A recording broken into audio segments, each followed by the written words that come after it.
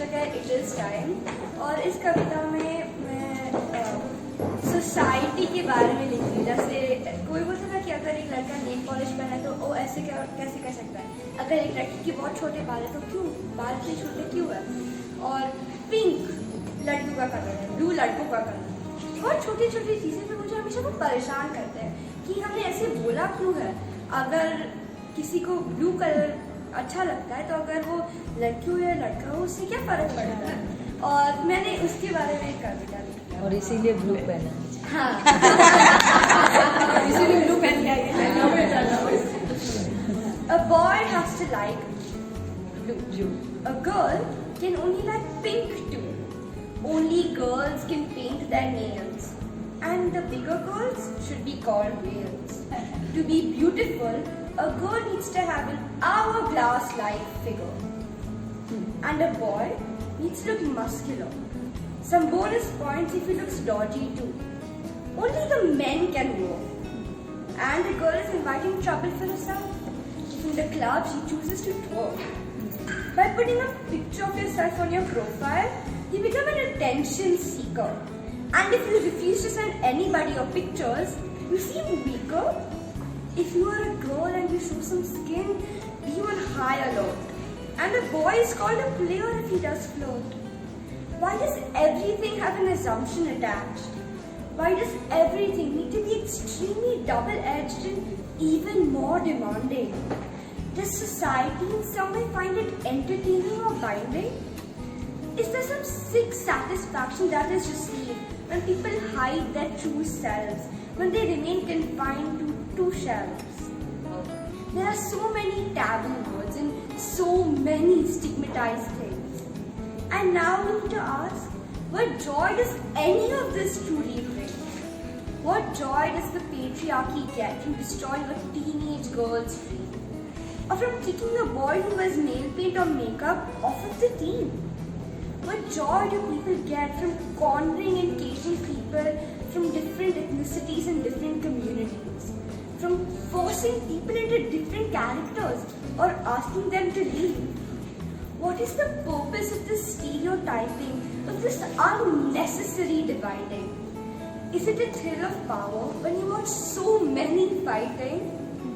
What is so threatening about extraordinary people that they need to be imprisoned within so many unsaid rules?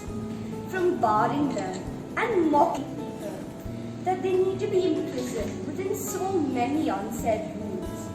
From barring them and mocking them if they use tools? From faulting them from reaching their full potential? From forcing them to behave in a certain way to be accepted, even if it's against their will? Why has such a place been created where it's okay to comment terrifying and unflattering comments at someone's pictures today? To ask minors for calls and birthday favors? Why is there no sign for someone inside to be called a savior? Where making friends is now a dangerous sport, for you never know who someone truly is.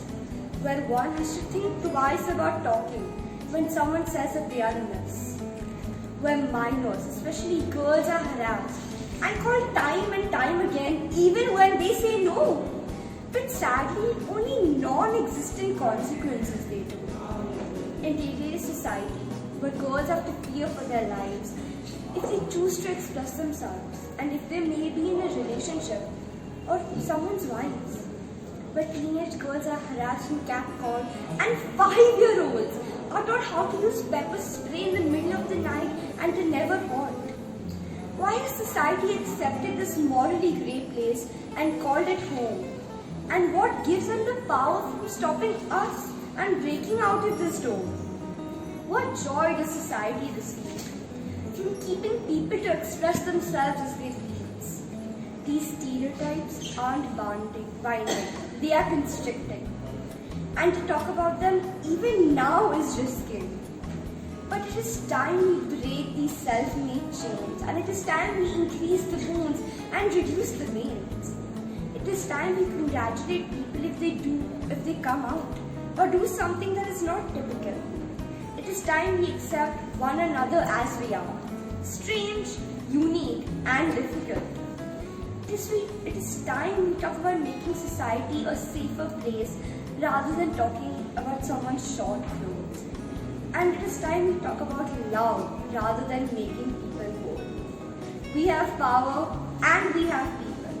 It is time we make a change. For our options and mediums are of a rather large range. It is time we use our voice and talk about making this world a safer place, where we are all equally loved and treated, regardless of our gender, sexuality, or race. Thank you.